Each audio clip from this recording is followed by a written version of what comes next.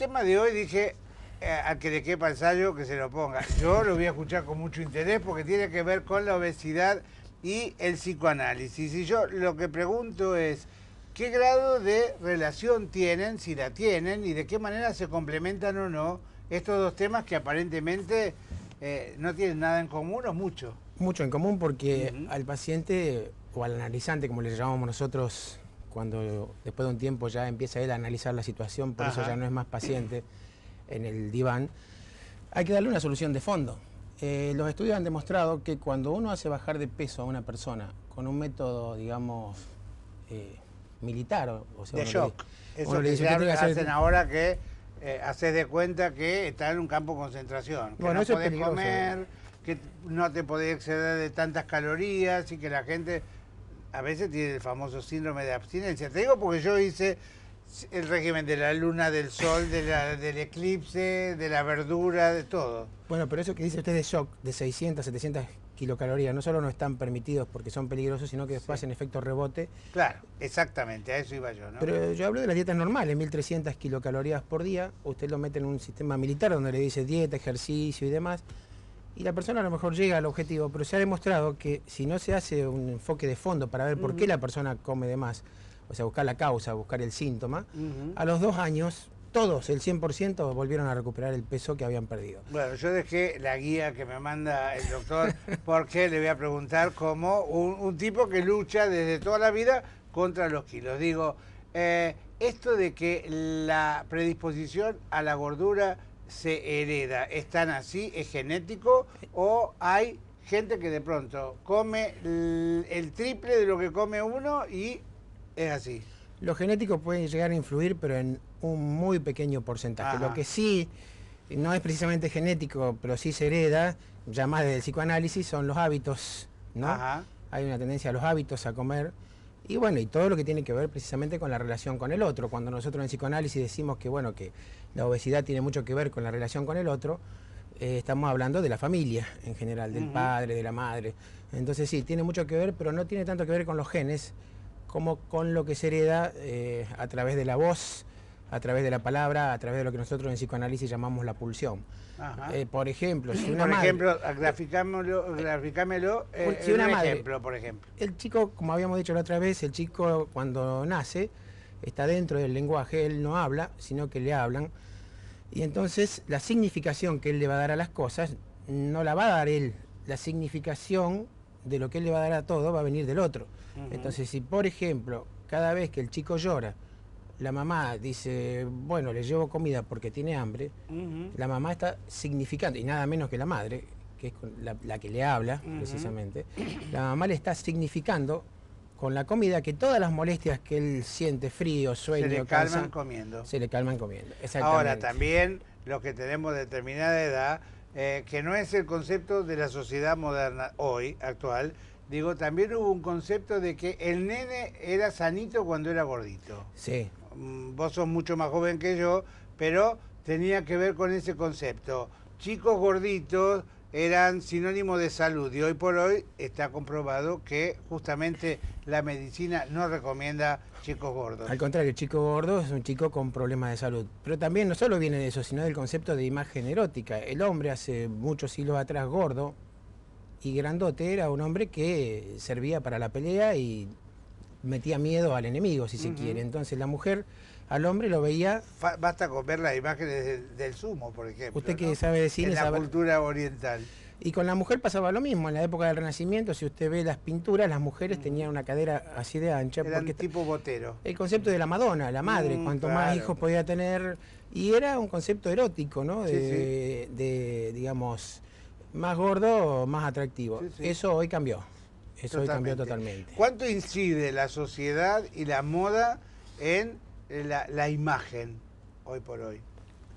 Incide mucho, pero creo que el problema, o sea, de formar modelos, de decir usted tiene que ser así, medir, qué sé yo, 90, 60, 90 o físicos anoréxicos. Pero lo que nosotros estamos viendo del psicoanálisis es otro problema que es mucho más grande que los modelos impuestos. Los modelos impuestos yo creo que es una consecuencia, no es causa, es consecuencia. Nosotros estamos viendo hace 30, 40 años para acá que hay una nueva forma de goce. El yerno de Lacan, Miller, lo llama el goce sin el otro. O sea, donde la persona goza, el goce es un placer pero con algo de sufrimiento. Por ejemplo, una persona se toma una botella, un vaso de vino, eso es placer. Ahora se toma la botella entera y no para hasta que la termina, eso se le llama goce porque tiene algo de sufrimiento. Antes el goce siempre estaba relacionado con el otro. Ahora es un goce con objetos.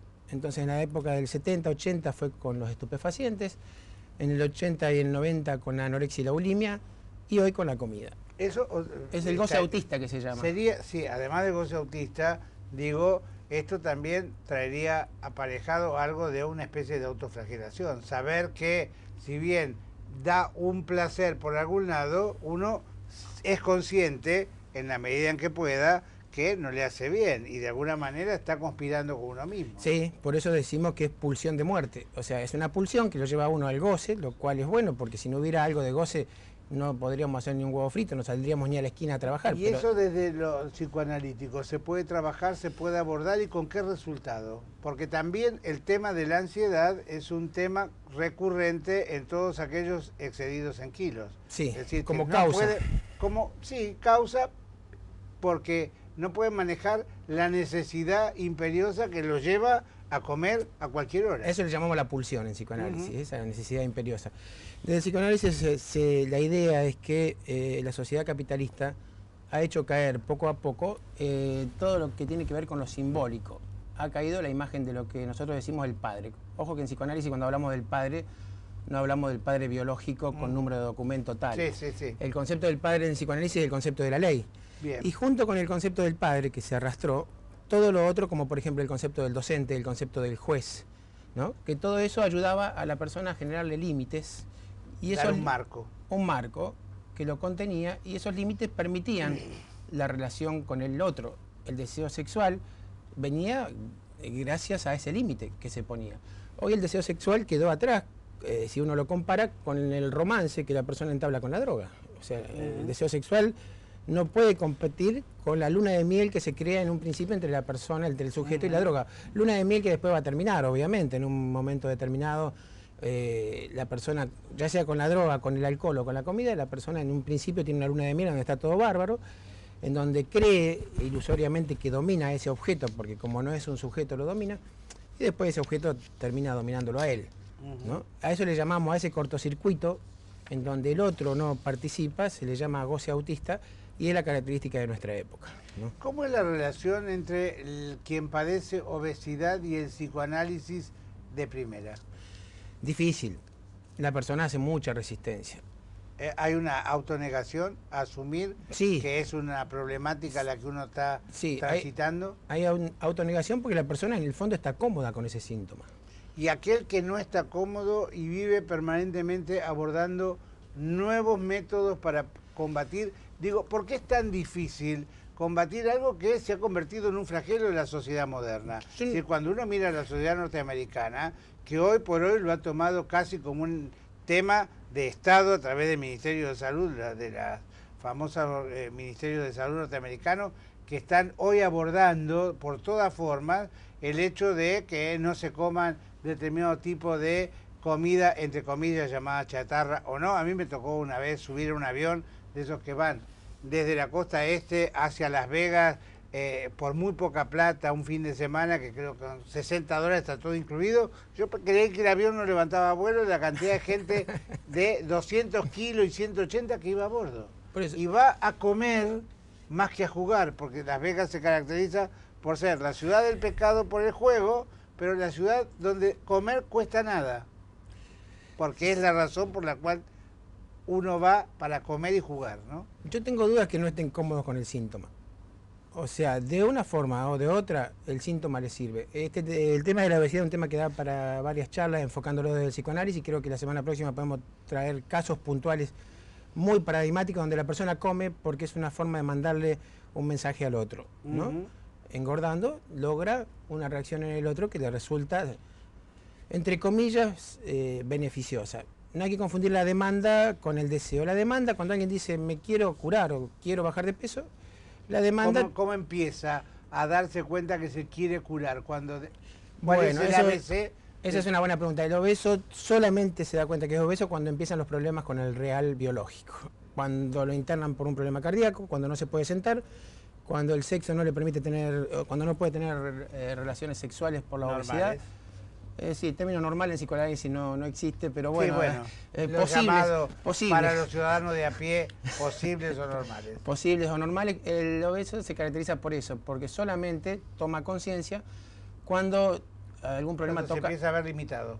Pero en el real biológico, en el real orgánico. Y la imagen que él tiene del cuerpo es la imagen que él tenía de antes de ser obeso. O sea, él no tiene la imagen actual, que eso tiene que ver con el imaginario. La caída esta de lo simbólico que hablábamos recién ha potenciado el fenómeno de lo imaginario. La persona se mira al espejo y hay un aumento del narcisismo, como si usted entra en internet, hay un dibujito, una foto de un gatito que se mira en el espejo y ve un super león.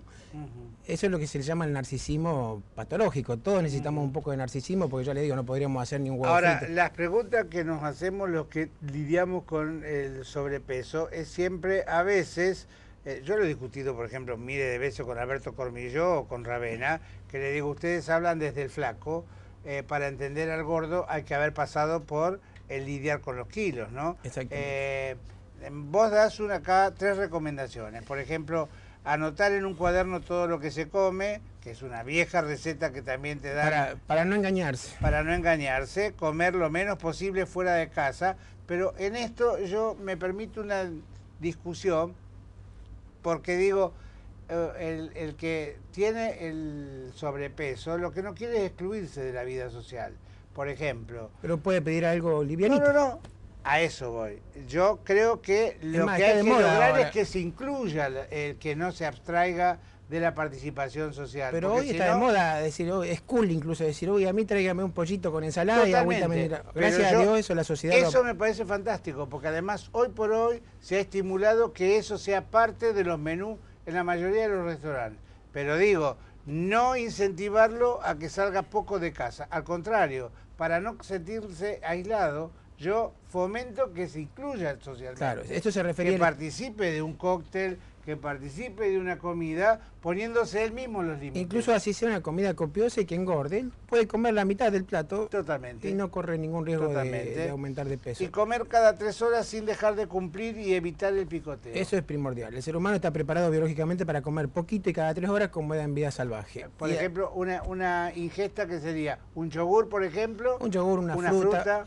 Y el desayuno o la merienda, té con edulcorante y 3 galletitas con queso untable dietético. Y cada 3 horas, comiendo cada 3 horas no se sufre hambre. Por eso decimos que cuando la persona come entre medio en el picoteo ya no está en juego el tema biológico del hambre, ahí está la pulsión en juego.